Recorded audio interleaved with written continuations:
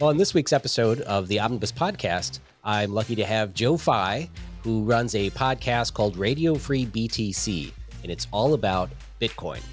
And so, Joe, welcome to the show. Thank you for joining us for this conversation. Hopefully, we can learn about Bitcoin and talk about legislation here in Minnesota and how it can expand the use of Bitcoin and cryptocurrencies.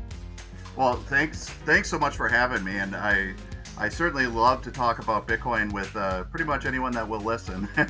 But the legislation thing, I'm dying to know more about what is happening in Minnesota, and maybe see where things are going. So I truly appreciate being here. Okay. Well, we're going to kind of share these conversations today. You can play it on your podcast, and I'll play it on mine. My listeners are going to be we're going to need to be brought up to speed on what Bitcoin is. Most of us. I was interested in learning about this because I met a legislator from Wyoming who had successfully got through some legislation to expand offerings for Bitcoin and kind of make it some official stuff in the state. And he asked who was doing cryptocurrencies in Minnesota. And I researched it and found out there really wasn't anybody doing stuff. So I'm like, well, I guess I better, I'm one of the few legislators under 50. So maybe I should do some research and, find out how we can expand this in Minnesota. And then also, as I was learning about this, I mean, I'm a big liberty guy. So, and I'm, against what the Federal Reserve is doing. That's one of the things that brought me into politics was fiscal policy. And so coming from that perspective on offering up cryptocurrency as an alternative to the dollar is important to me, but I live in a fairly liberal state. And so I'm trying to figure out how to pitch cryptocurrency and Bitcoin to the Democrats who control our state right now. And so talking to legislators and some people in other states, trying to put together a package on how this can be used for transferring money to other countries, right? For the immigrant population, trying to, to take out the Western unions of the world, right? That have a lock on all of the remittances that go back to other countries where they take a big chunk out of it. That might be beneficial. But curious to get your take on. Well, let's just back up for the listeners. So explain in a your 2-minute elevator pitch what Bitcoin is or what cryptocurrency is. And that is a great question because that's usually the biggest hurdle when it comes to talking to people about Bitcoin is like, well, I just don't get it. And at its core, all Bitcoin is a distributed ledger. And so it just says Jeremy has X, Joe has Y, and I sent a payment to you. Now you've got X plus Y. And that's the 10,000 foot view. And what's so beautiful about Bitcoin is when I say it's a distributed ledger, the record of that is immutable. It cannot be changed by anybody for any reason. And when I send you that payment, it's final, can't be undone, anything, which can be a little scary to some people too. But what's so great about it is if somebody were a bad actor and said, no, you know what, Joe never sent that payment, and we're going to try to change the ledger this way and that way, and the ledger, when we say it's distributed, that means it's running on computers all around the world, and every computer that's running Bitcoin has the exact same copy of what they call the blockchain, which is just a fancy way of saying the ledger. And so I think last time I looked, there's 12 to 15,000 different nodes or computers running the Bitcoin network around the world. And if all those computers don't agree with somebody saying that I didn't send you the payment, they say, well, no, that doesn't jive, and we're going with what the consensus is, and which so it raises the question, well, why do you need that, right? And it's because by being distributed, by being worldwide, like I said, it's immutable, and it's also censorship resistant, which means that say the state of Minnesota, for instance, doesn't like what I'm doing, or more likely than not, it'd be the federal government. of any country saying we don't like what he's doing, we're going to seize his bank accounts. Well, you can't do that with Bitcoin if it's stored correctly, secured correctly, which is one of the biggest strengths is, and which is also one of the biggest hurdles I think is a lot of politicians don't like about it. It's kind of a real limit. It's a check. It's a check on the power that a lot of governments can have on the banking system. But the other thing about it though is by being distributed, there's no barriers to entry either. I mean, the biggest barrier to entry for Bitcoin is a cell phone. If you have a cell phone, that a smartphone that can download an app, you can run Bitcoin and you can participate in the Bitcoin network. And not to go down a different rabbit hole, but I'm sure you're aware, El Salvador, the country of El Salvador, has made it legal tender, and it's one of the poorest countries in, certainly the Americas. And they already have, I think it was over 2 million users that have downloaded and are running and using Bitcoin. And they only I think the number was they only had 1.5 million people that had bank accounts. So it's really a way to, like, the cliche is to bank the unbanked, but it really gives power back to the individual. And I think that's why you see a lot, the first true adopters were the libertarians. And, I always laugh because I was a Ron Paul delegate in 2012, and the only other guy at my caucus was chewing my ear off about this magic internet money, and I thought he was nuts and didn't listen to him until much later. So, but I mean, on a high view, it's just it's a new way. It's like Venmo or PayPal without the companies running everything. It's run by the internet, by everybody worldwide. So yeah, that's in a nutshell. Yeah, well, that's. I think it's really good that you brought up Venmo and PayPal because of all the online payments that people use, right? We go online, we use credit cards to enter stuff into Amazon. You could also pay on Amazon using PayPal. My tenants transfer, send me rent payments through Venmo. We do Venmo to pay like for, when our kids are in sports and there's like a $50 fee for whatever, we Venmo that. So using Bitcoin to make that payment would also be possible if the person on the receiving end was to accept Bitcoin, because it's not necessarily in US dollars, but somewhere in Right. that you could probably, transact into US dollars from Bitcoin. Is that right? Absolutely. And I mean, there are apps right now where it'll seamlessly go back and forth. So if you wanted to uh, send dollars, you could use what's called the Strike app, and it won't. So let's say you want to send Joe $25 for this. It'll send it from you to me, but instead of going through the Visa network or the banking network, it runs on the rails of Bitcoin, and it instantly converts your $25 to Bitcoin, sends it to me, converts it back. That's a lot of how the remittances are being done with like El Salvador. That's why that was such a great test case. And it instantly, if you wanted to, it instantly converts back and forth. And as these technologies get built out a little bit better, it'll become seamless, like where you won't even know, was that sent through the Lightning Network? Was that sent through an on-chain payment, which is all in the weeds? And, the average person really doesn't care. I'll sit around and nerd out about all the different technologies. But at the end of the day, you want to pay for your kid's T-shirt that he bought for his baseball team, and you hit send, and that's it. It's I always tell people, in my family, I'm like, well, they're like, well, how does this work? How does that work? I'm like, how does your email work? The only thing you care about is that it works. You hit send, and it gets to where you want it to go. And Bitcoin is just a way to transfer value. Truly as easy as email, when it's done right, or once you get past some of the barriers that people have. But yeah, it's definitely interesting. And the freedom, my big thing, and why I'm so passionate about it, is definitely the freedom aspect of it.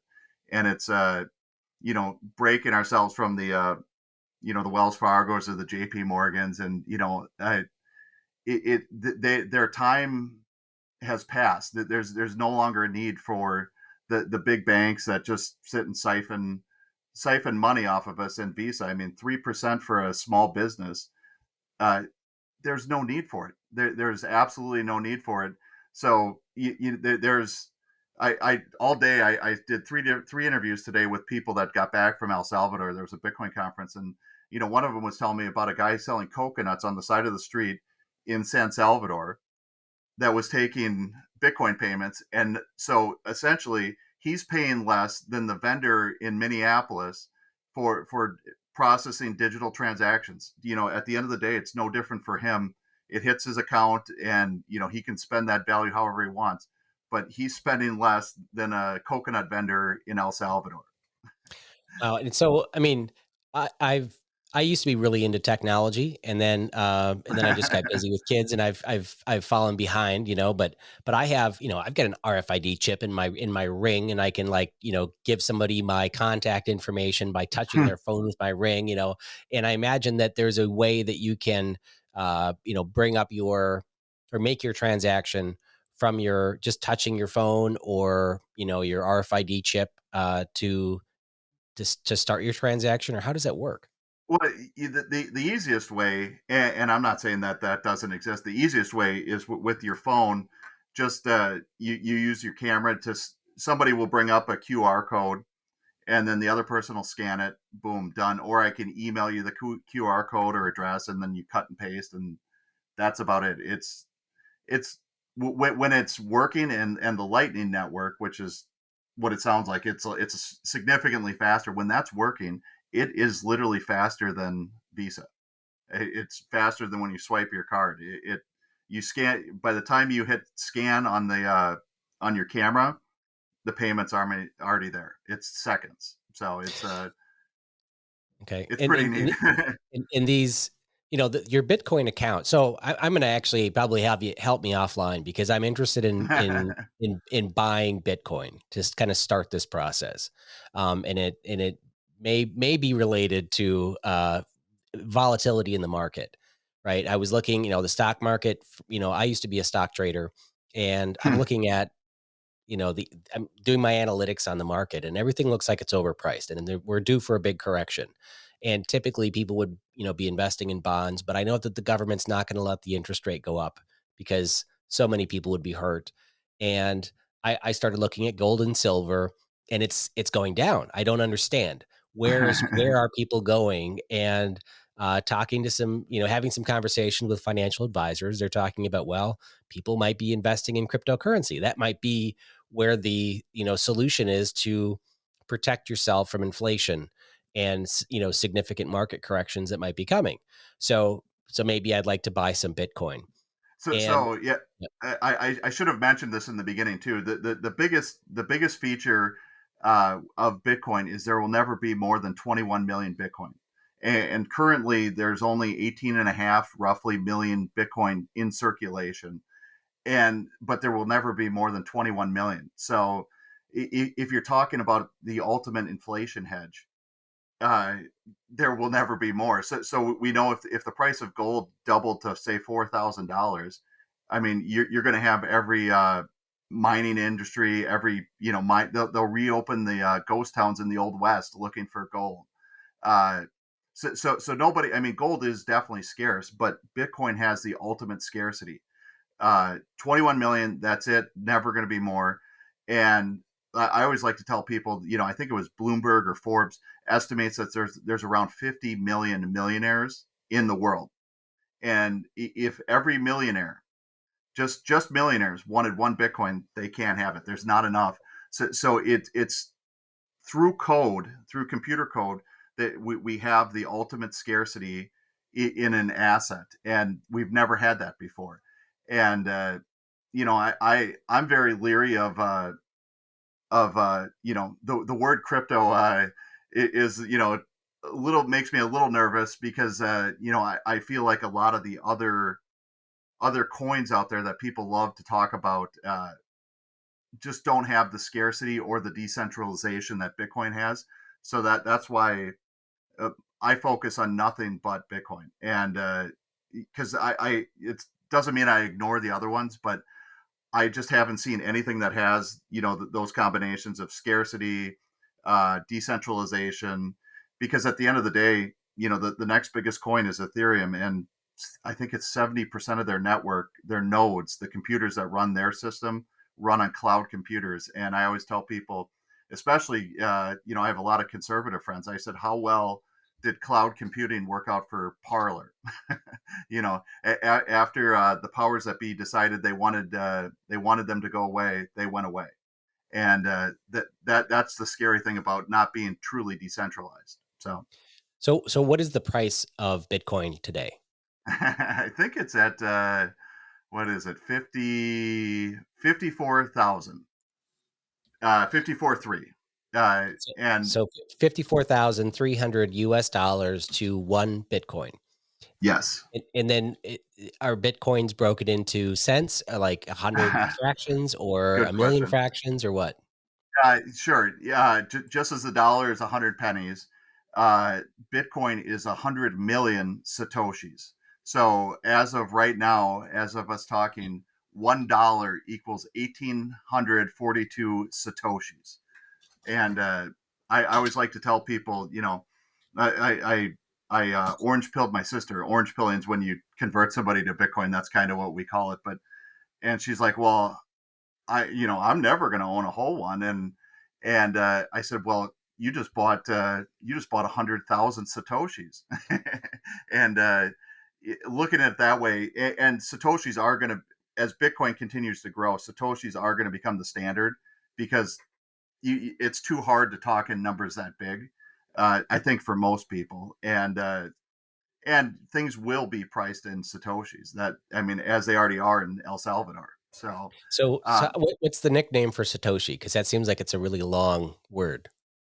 Sats, What's that? Sats, Sats, Sats. SATS. So the lingo, if you want to know, is stack Sats and chill.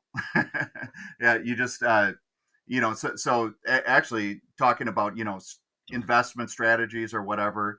uh, you know I've made every mistake in this space. I think I've bought the quote unquote altcoins. I have a different term, but I'll keep it clean for them.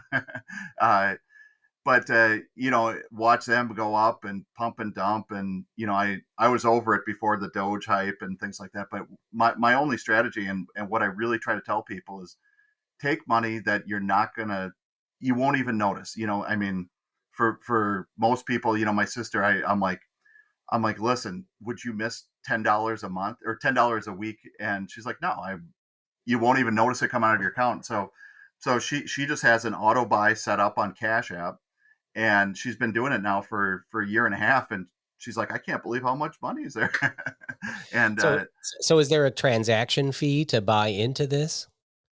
yes, you know what? It's the best analogy for that is it's like like paying a brokerage fee to, like, when you buy a stock, right? And a lot of them have varying fees. Coinbase and the Geminis of the world, they're kind of the big players that they charge a little bit more. Cash App is, I think it's like 3%. I don't quote me on the exact slippage that is out there, but it yeah, I mean, you pay a little bit, but it's very minimal. And like I said before, the Strike app, which I'm a big fan of, uh, they charge.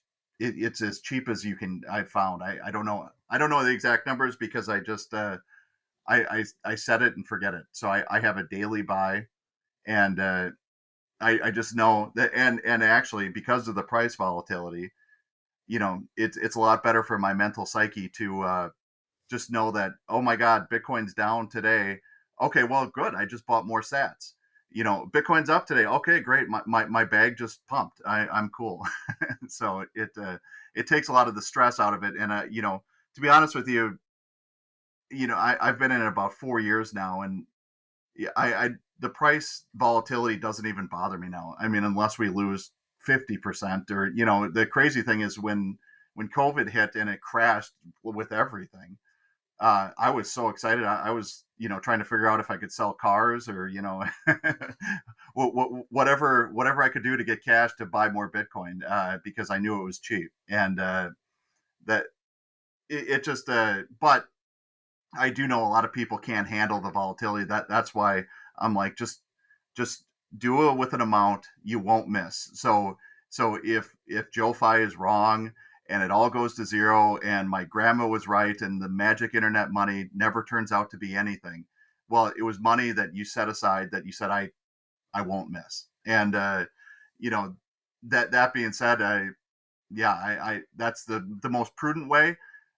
Personally, I think I'm too far down the rabbit hole, and I've gone more down the road than most people would consider safe. But I'm a believer, so I'm a zealot.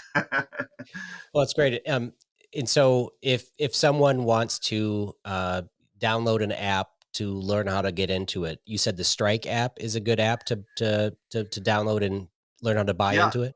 you know what? I'm a big fan of that, and Strike is good, but every day it seems like there's new ways for people to be able to buy. I mean, you can even buy through PayPal.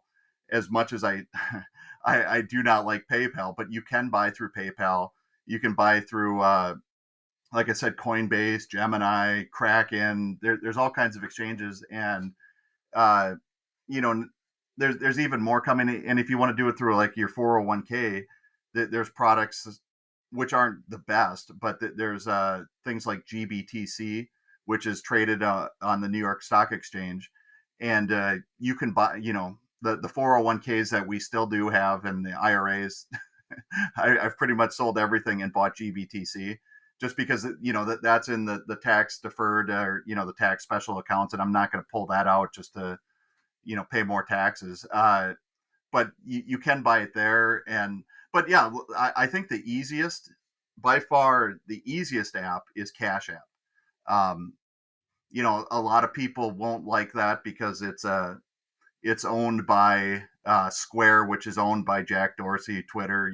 So there's baggage that comes there. But one of these days I want to interview Jack Dorsey because he's an odd character. He's definitely an odd character. He's a massive Bitcoiner, but I don't understand what he does with Twitter. So, but that's a different rabbit hole for a different show. Yeah. Well, one of the things I wanted to ask you about is some of the legislation that I'm working on. So not directly related to Bitcoin, but to Hmm. use the technology, the blockchain technology, which, as you mentioned earlier, is this digital ledger that says who owned it, right? Doesn't it track every owner of that Satoshi or that Bitcoin? And it's all recorded on multiple ledgers simultaneously, synchronized around the world, so that it doesn't have names. It has like your user ID or your code, Right. right? Right. Um, Obama actually put it best. It's a Swiss bank account. It's just a numbered account, basically. Is that yeah? That's yeah. That's the best way to think about it. okay, And and yeah, I was gonna say, oh, I'm sorry. I want to use this blockchain technology to apply to how we record home titles in the state of Minnesota. As you know, you're in real estate, as am I, when you buy a property, there's always a risk that somewhere along the title chain that there was a divorce and that wasn't properly recorded, and the yeah. person sold it but yet didn't have sole ownership of it, and then you buy it, and then lo and behold the divorced person comes and says, hey, that's mine, I didn't Right. give permission to sell it, and you lose it. That's why you go out and you hire an attorney to give you an attorney's opinion, or you hire a title insurance company to ensure that that that title has a clean chain. And so if we used blockchain technology to start recording titles, then there wouldn't be an issue for losing track of ownership like that. Does that make sense? Right. Absolutely. And that technology definitely exists. The question is whose blockchain and what securities do you have that the blockchain is actually secure, and not centralized, or maybe it's something that the state runs or just opens up, and that is the final ledger of settlement for things like that. But a lot of times, a lot of people like to throw blockchain on things that you know maybe would be better, maybe wouldn't. But but the devil's always in the detail, and it's who controls what, right? And yeah, the title thing is definitely real, and I mean, it would almost be interesting if you could have every county in Minnesota run their own node, and not have it be centralized with one of these companies that just say we can do everything. But if every county ran their own node and backed up all the other counties, that would be an interesting concept. A little bit Yeah. above my head as far as the technology of that goes, but it would be nice to have the open public records, immutable, you know backed up across the entire state. That would be something interesting. As far as legislation goes, where does Minnesota fall in with like the banking legislations? Like you said, you talked to somebody in Wyoming, and I know that was their big push, was to open up the banking charters and things like that. Uh, I apologize for my ignorance. I don't know if anything is happening in Minnesota as far as things like that goes, and uh, yeah, Yeah, I mean, I don't, the legislation that got through in Wyoming was, I believe it was to like allow, uh, to allow companies to uh, offer their stock in Bitcoin, so it okay, wouldn't be in US dollars. Um, the Tyler Lindholm is a legislator. That's a friend of mine, and he's no longer in the legislature in Wyoming. But he got through this piece of legislation to expand, or basically expand the rights of cryptocurrency in the state. And there's several other pieces of legislation that people are working on in different states. I'm just scratching the surface, and I want to, one of the reasons why I reached out to you, I want to learn more about it and be able to speak to it, because it's such a complicated subject. It's one of those things you have to like, if once I learn more about it, I have to go around the legislature and find all these, old codgers that are like running the committees, and, teach them about this and why they should care. And when I'm going to, a Democrat state rep, and how do I pitch it to them, and to use the story about El Salvador and people sending remittances back. Same with Somalia. I know Tom Emmer is a big cryptocurrency guy in yep, Congress. And he's, like him or hate him, he changed the rules on how Somalis can send money to Somalia, because I think it was there was some, a lot of bad money going over to Somalia, and they locked it down. And then he, I think, allowed people to bring, suitcases of cash there or something, and changed the way they can get money there, sure, to help rebuild their country. But that would be a way for people to send money overseas. And I guess you have to accept the good with the bad, right? All this money going back for good remittances, and of course, money can transfer in illicit ways too. And right, that's, right. the cryptocurrency market isn't just for drug dealers. It's a way for people to just pay for stuff. It's my understanding that Bitcoin isn't really. I mean, it's is it anonymous still, or is it not so super secretive, and that there would Well, be a way to tax it, people? it is, like I said at the beginning. The ledger is completely public. Anybody can see every transaction, and as what we call the on ramps, the on ramps, like I was talking about, Coinbase, Strike app, Cash app, things like that. They all have KYC laws in effect, which stands for Know Your Customer. So it's no different than, so when I buy on Cash app, it's no different than if I deposit money into a bank. The bank knows who I am. Cash app knows who I am, and unlike cash, or unlike the U.S. dollar, if I go to Wells Fargo and take that money out in cash, they have no idea where that's ever going or where it went to the second I walk out of the lobby. Versus Cash App, when I withdraw it, they know that I withdrew it to this wallet, and then I sent it to that guy and that guy and that guy. They can follow it all the way down the chain, and they know that it started with me. Uh, so a lot of the detractors like to say, oh, well, it's only used for illegal activities. If you're a smart criminal, this is the most trackable form of value that is out there. So you're not a very smart criminal if you're only doing it through Bitcoin. It's people love to say that, but it generally is a bogus argument in my opinion, because it's extremely traceable, and also, you know, the same people that love to say that they'll turn a blind eye to the fact that, you know, how much what drug dealer doesn't take cash.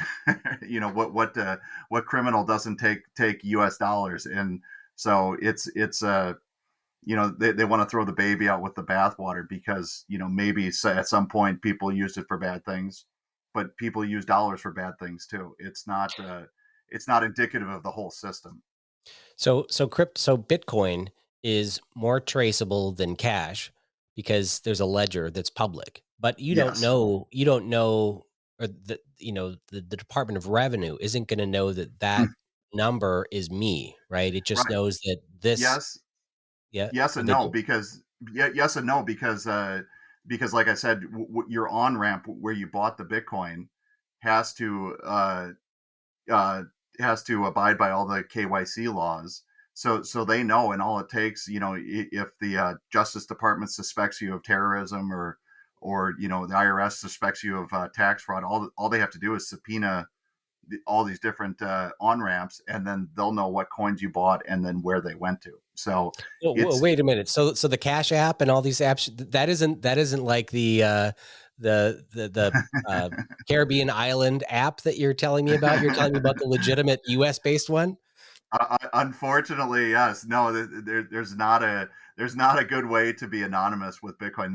That's unfortunately the downside, in my opinion. But uh, I mean, everyone I know, nobody of all the people I know, nobody's looking to buy nuclear weapons or run drugs or anything like that. I'm in this for sound money and freedom, and Bitcoin still accomplishes all that, even with the KYC laws as they are. You know, if I were elected president, I would change it all tomorrow. But we got to work within what we've got. So it's yeah, it's not as anonymous as it could be, but it's still better than the alternative, in my opinion. Uh, Okay. a question for you too on the legislation. Well, just out of curiosity, and you can cut this. Sorry if I'm just being curious now. What committees are you on? Are you on? Uh, I guess I don't know. I'm not nothing that deals with cryptocurrency. I'm on the Health Policy and Finance Committee. Um, I'm on the Redistricting Committee, and I'm on the Energy Committee. So, Okay. Oh, energy is very relevant, though. It could be relevant. Yeah. Sorry, okay. I Well, didn't that's mean to sidetrack you, but no, the cryptocurrency legislation would go before commerce. That would be the most important committee. And I wrote a bill this year dealing with cryptocurrency, and I introduced it when you would allow companies to offer stock options or payments to their employees in cryptocurrency. You're basically changing corporate laws in the state of Minnesota.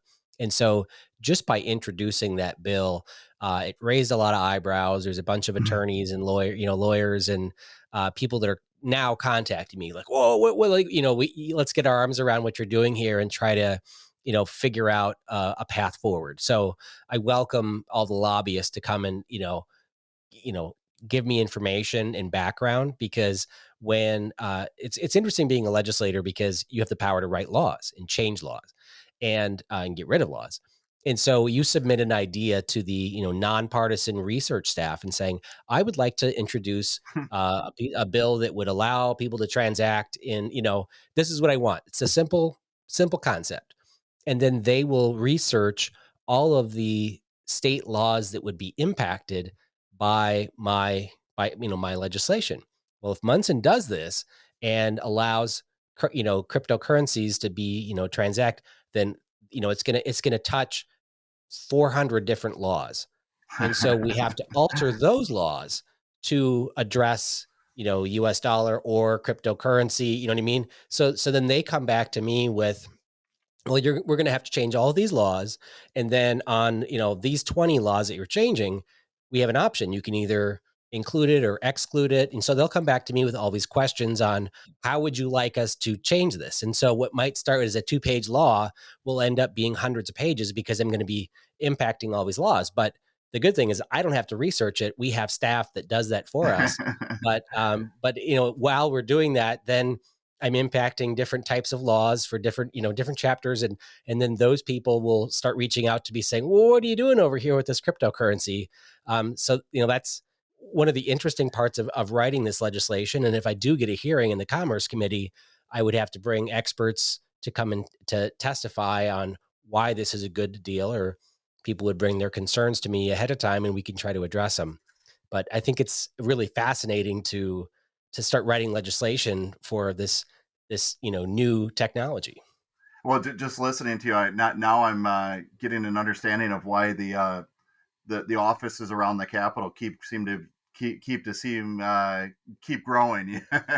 That seems like a lot of hoops to jump through, but that is interesting, and well, that's why, like the Wyoming thing, I saw when they started down the path. I think they've changed like 75 laws or things like that, and now that, hearing this from you, that it kind of explains why they would have to change it, a little bit of everything.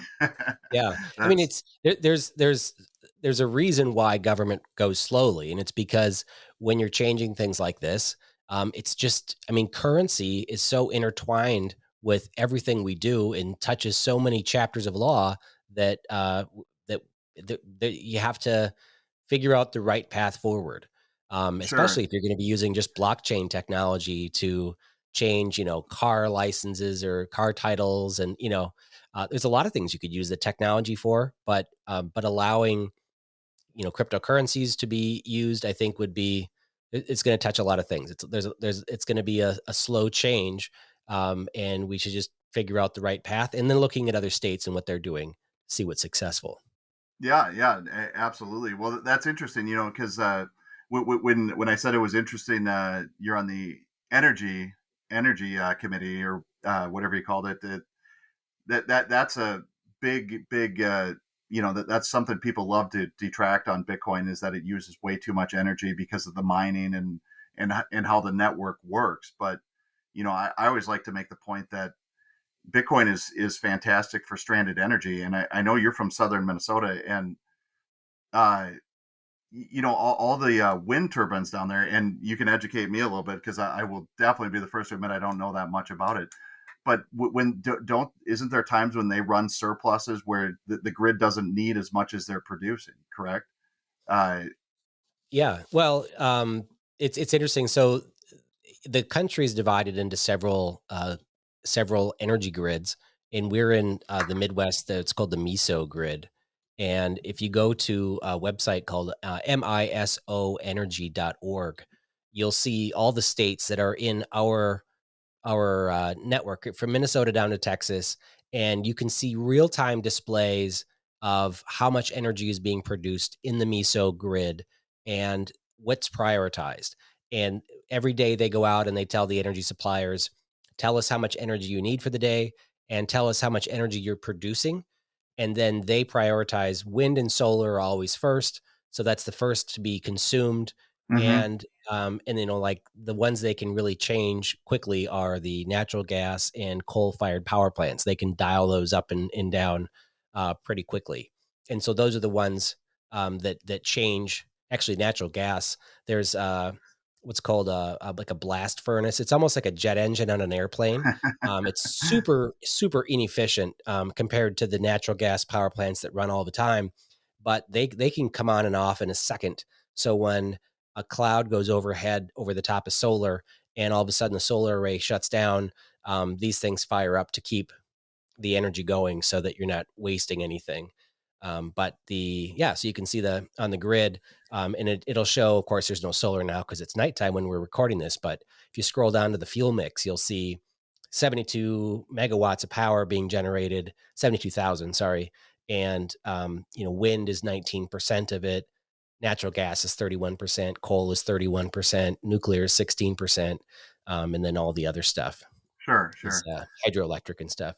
Well, that's neat, but one of the reluctances isn't it for solar or wind to if we were to go totally solar or wind, you'd have to so overbuild the capacity to handle the peaks if we were going to be 100% that, and a lot of people, and I'm just like I said, I'm not an expert, but a lot of people say that the extra energy, if you overbuild, could be used for Bitcoin just to recapture gains from the times when it's not needed, and then when you shut it off, you shut the mining off when the peak comes up. And I know the Texas grid is doing a lot of this, doing contracts with Bitcoin miners to you know take to shut down when the peak energy is needed and things like that. And So the miners would be like on off-peak electric, like our water heaters, and it like would shut off your servers for mining Bitcoin. yep, and in exchange for agreeing to that, they get a cheaper per kilowatt hour rate. And but it's an easier way to balance the load, because then there's incentive to overbuild the clean energy versus just doing enough maybe to supplement at the peaks. But uh, I don't know. Yeah, I have a good friend that is an Excel clean energy person, and I've kind of gotten him into Bitcoin a little bit, and he said he mentioned Bitcoin at an Excel meeting, and he said they all looked at him like he was a three-headed toad or something. That they're like, what? But anyways, I do this all the time. I go off on different tangents and down different rabbit holes. But it's very interesting though, because and not to keep harping on or on El Salvador, but that's what I've been talking about all day here. They're issuing Bitcoin-backed bonds, and they're instead of like a municipal bond that's backed by future taxes, their Bitcoin bonds are backed by the future mined Bitcoin, and based on the energy that's produced from geothermal from one of their volcanoes. And it's a I think it's the first time it's ever anything like this has ever been done, but it's an interesting take on it, because the goal of the whole bond issue is to build a new city that will have the power, the infrastructure that it needs, and then as the city grows, then the mining will decline as the power needs of the new city demand the power instead of the mining. So it's they're going to raise over $1 billion in just Bitcoin bonds. So which is yeah, I mean, Minnesota, I guess the only natural resource we have as far as that goes would be the wind and solar. I guess not even solar so much, but the wind. But I don't Well, even know how efficient that is. we have plenty of nickel mines, right? We have nickel resources. We could mine the nickel to make the lithium ion batteries to store all the energy from excess solar. Yeah, So when you talk about mining, just so everybody's clear, people set up these supercomputers to run these complex algorithms to basically create parts of a Bitcoin. Is that it's been yeah. So they set up all their computers and they compete to be able to write the next block, to write the next layer of the ledger, and in their reward for winning the competition, if you want to call it that, is that they're paid in Bitcoin. That's how, when I say there's 18 million in circulation now, and there will only ever be 21. That's because every 10 minutes there's a little bit more Bitcoin that's created and paid to the miners for writing the next block.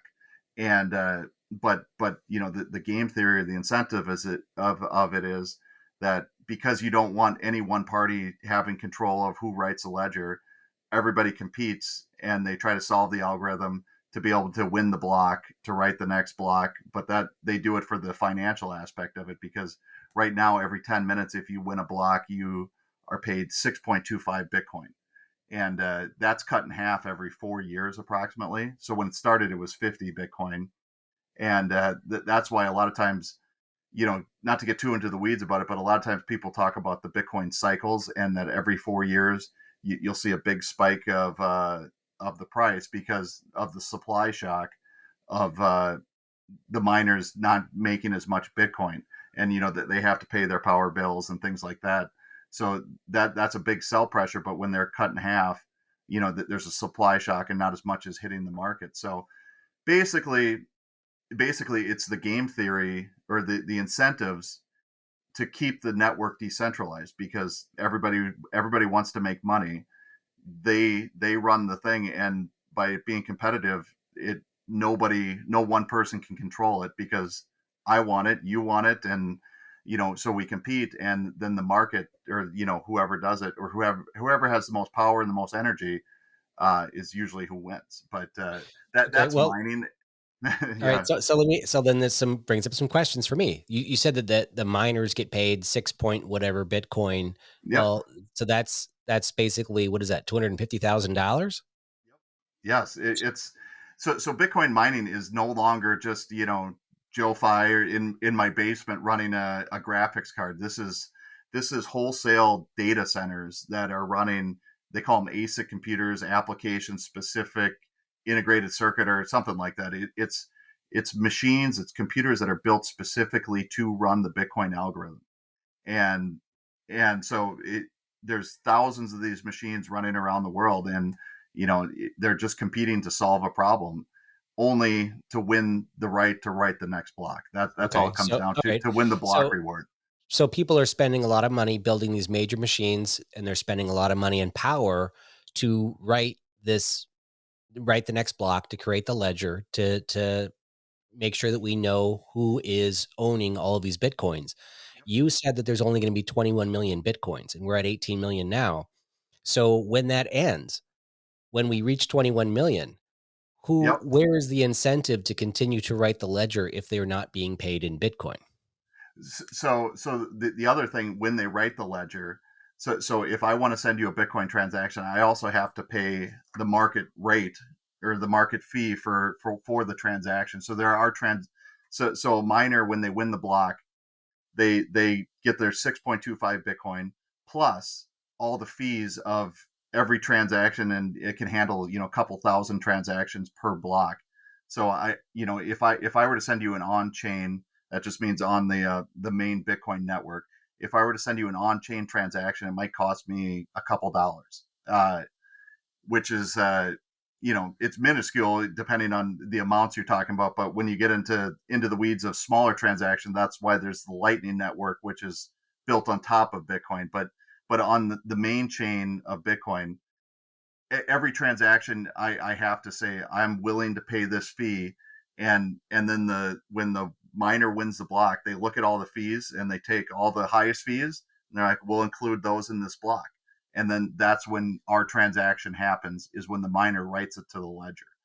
Okay, And so there'll always be a transaction fee, forever in Bitcoin, and when there's a transaction fee, a small percentage that gets paid to the miners to continue to write the ledger to keep everything up to date. correct. And we're at 6.25 now, but like I said, every 4 years it is cut in half.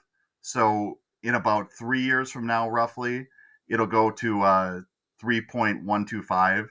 And so it just keeps getting cut every 4 years into smaller and smaller things. So the block rewards will go out past the next century. It goes out into, I think it's 2021, something. It will be long gone before the block rewards end. But and that's usually where the price of Bitcoin goes up, so the miners keep making about the same amount of money, because we just had a halving about a year ago, and Bitcoin was 7-10 grand then, and now it's much higher because of the supply shock. But the incentive, there's always going to be an incentive for the miners to do that, to compete to win the block reward. Even if once all the Bitcoin, we hit the 21 million, there'll be so many transactions that they'll say, I'll still continue to run my computers just for the fees. And so that's Okay. a long ways out, but I Well, hope no, I'm but here to see it it. shows that there isn't an end in sight. Like, I can see that Right. that was written with intent on that process. The processors get cheaper, computers get cheaper, and this will probably be consolidated down to just 1,000 computers running it, and then it'll pay for itself.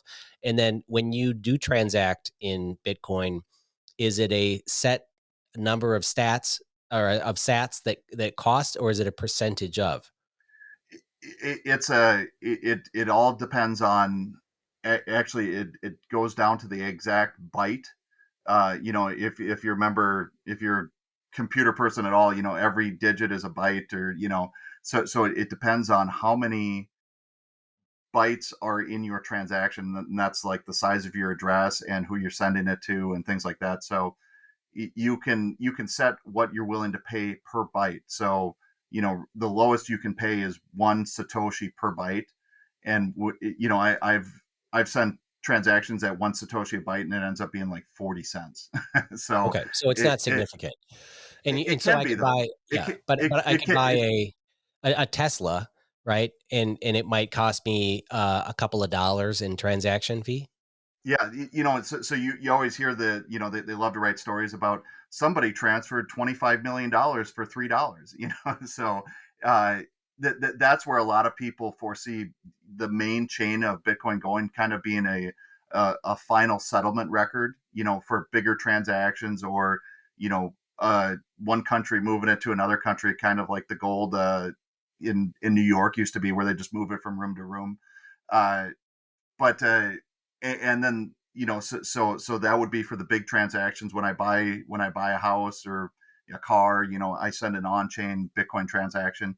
And then for the day-to-day shopping, it'll be the Lightning Network, which is built on top of the Bitcoin network, which a lot of people get confused by it. But the easiest way I always say to think about it is the Visa network settles through the banking network, but it doesn't settle instantly, right? So Visa will send it to you, the vendor, and you get your money, and you're like, okay, it's in my account. But behind the scenes, the money has to move from Wells Fargo to U.S. Bank or whatever, through the Visa network, and they make all that happen behind the scenes. And that's kind of what the on-chain thing could be in the future.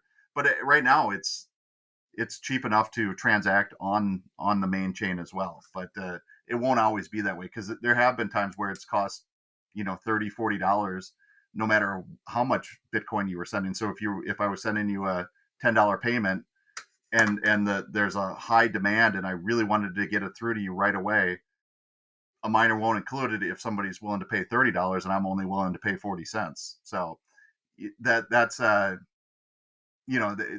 that's also, while the miners will always have incentives, because as the network grows, the demand will grow and the fees will go up as well. So, but the Lightning Network, I can send you I can send you 2 cents for a couple satoshis, and a satoshi $1 is 1,800 satoshis, and it happens like that. So Okay. I I try not to get too in the weeds, but Okay, so yeah. let's just say that next week I download this app and I take money out of my checking account and convert it into Bitcoin. Um, what do I have for a record? Because I've heard terms like digital wallet, or how do you keep track of where your money is, and how do you access it? That truly is the most important part, right? Is making sure you don't screw it up, right? So when you buy it through an exchange like Cash App or Coinbase, you get a wallet, but they're the custodians of it. Think of it like you're a checking account at Wells Fargo, right? Uh, it's held by Wells Fargo, it's held by Coinbase, it's held by Cash App. Uh, so a lot of people, that's as far as they ever want to go.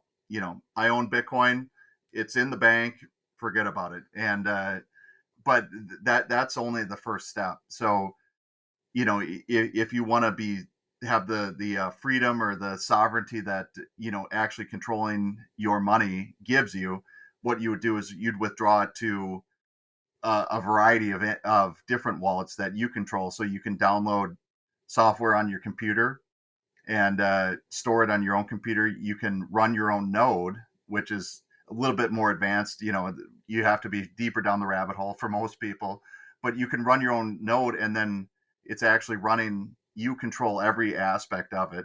Or what I'm a big fan of is they sell devices that are called, they call them cold storage, and basically think of it, it's a like a USB thumb drive roughly, and it stores the Bitcoin on there. It stores the keys, is what it really stores encryptedly, and once you have that, then it's stored offline. Even if your computer gets hacked or whatever, nobody has access to it unless they have access to the physical device and the password to unlock it. I mean, it's a little weird for a lot of people to grasp, but Well, I feel like the last thing we're talking about with the thumb drive, the cold storage, is the equivalent of getting a gold bar and sticking it in the safe, right? yes, Like this is absolutely. my thumb drive. It's in here. It's offline. It can't be hacked, and you need the thumb drive and a password to unlock it. Yes. Yep. It's literally, it's cash under the mattress, gold bars in the safe. That's you have full custody. You control it, and nobody can. If you lose it, nobody can get it back for you either. And that's why I always tell people you have to understand self custody and the risks. And I've talked my father in law into it, who's 70 plus, and he's like, whoa, I don't want that responsibility. So he's okay with leaving his Bitcoin at an exchange. For him, he looks at it like having a Charles Schwab account. He doesn't care to own the paper stocks of 3M. So he's like he's okay with it, hold them, somebody else holding it. But Now, is there a custodial fee for leaving your Bitcoin at an exchange? no, not on a individual level. You know what I mean? Like if you're an institution, there's bigger things that are a little bit more secure. But no, you know what? It's just like a Schwab or a Fidelity account. They hold it for you, and the risk there is you have to, like I always tell everybody, you need to know the risks of everything, right? The risk is that they go down, or somebody hacks them and steals their Bitcoin, and that then a lot of people look at an exchange as a big honeypot. So every hacker in the world, instead of trying to hack you or I, that if they could hack Coinbase, there's the pot of gold there, the honeypot. But these days it's less of a risk. I'm not going to say it's no risk, because it's greater than zero. But like in the old days of Bitcoin, Mount Gox is what everybody always likes to refer to, and that was one of the first exchanges, and people lost, I think, hundreds of thousands of Bitcoin, and because it was hacked multiple times. But so you need to weigh your risk. Is a huge company, a huge publicly traded company like Coinbase, a bigger risk than me losing my keys? And for a lot of people, like I said, my father-in-law, he's more afraid of losing the keys himself than Coinbase being hacked, and that's something everybody needs to weigh. But for the freedom aspect of it, once I control the keys, uh, nobody can take them from me. Nobody. And everybody loves to say, well, the CIA, this, that. The encryption of Bitcoin is just as good or better than what they use for the nuclear missile codes. So it's not going to be hacked. The bigger risk is, like I said, me losing it. So that's Yeah. but there's ways to prevent that too. And you know, I don't want to get too technical, but there's things that they call multi-signature wallets, right? Which says that it takes 3 of 5 keys to unlock this wallet. So I can leave one in a safe deposit box. I can give one to a stranger if I think they'd give it back to me, because alone any of those keys won't do it. Think of a safe deposit box. When you put one key in, the bank puts the other one in. So that's a 2 of 2 to open the door. So you can set these wallets up so that maybe your lawyer has one, your estate lawyer has one, a kid has one, each kid has one, and then if they all agree, okay, that's the way it should be, that they all provide their key, and then you can move the funds as you want to. So, Oh, but that's then really. you, yeah, I, you're. Oh, go ahead. Sorry. I was to say, I heard once that that that there's Bitcoin billionaires out there that have a bunch of Bitcoins, but they don't know what their password is. And you have like 10 tries to open it or whatever, and they're at like a number 9. Yeah, that's definitely true. And there's also the story of the guy that threw away a hard drive in England, and he's trying to buy the dump so he can excavate it to do it. But which brings up another good point. I say the circulating supply of Bitcoin's 18.5 million, but there's estimates that maybe as many as 4 million Bitcoins are lost because people have lost their keys, right? Because at the beginning, everybody thought this was made up internet money, and they, it was like, oh, well, geez, I lost 10,000 Bitcoins. I threw the hard drive away. Who cares? Right. Cause at the time that might've been $100, right?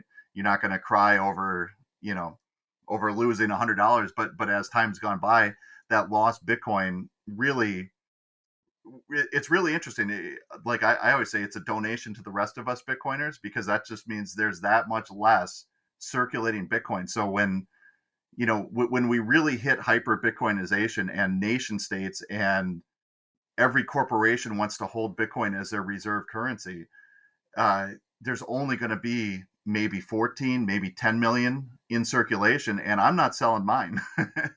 I'm not selling mine. And I know there's a lot of other weirdos like me that to the end won't sell. So the price when we hit that stage of hyper Bitcoinization, pick a number. I mean, everyone loves to joke, saying it's going to the moon, and who knows? It could be, it could easily be. I don't even want to pick numbers, because it doesn't matter, because like I said, it's for me, it's about disrupting the system. So, and it's anyhow, that's Well, it'll yeah. be interesting to see where this goes. I think you've convinced me. I'm gonna sit down in the next week and get everything set up so I can start buying satoshis or sats, and see how this goes, and try to figure out how I can. Actually, I should be the first state rep to accept Bitcoin as a campaign donation. I wonder if I can figure out that on my website on I'll help you how to set that take. up. I think that would be interesting. But as I watch the nation's debt grow and grow, I mean, nobody would have imagined 50 years ago that we would be at $30 trillion in debt. So anything's possible. But I think having a second reserve currency would be would be beneficial for people, at least their state of mind. And it's kind of like a lottery ticket, buy some Bitcoin. You never know what's going to happen with it. Just don't lose your keys. That's a good way of looking at it sometimes. But just buy a little bit, because once nobody can swallow the orange pill all in one dose, right? You don't you won't. I've never seen anyone that's like, aha, I get it, because Joe explained it to me, or maybe I'm not that good at explaining it. But it's a gradual process. But if you're anything like me, until I made my first purchase, it was all theoretical. And just buying a little bit and sending it, so talking about wallets, an easy way to do it is buy it at Cash App or wherever, and then send it to your own wallet. Moon Wallet, MUUN. I always recommend. Moon Wallet is a very good, easy wallet to use. And so, send that first transaction, buy $50 and send it to a different wallet and see what happens.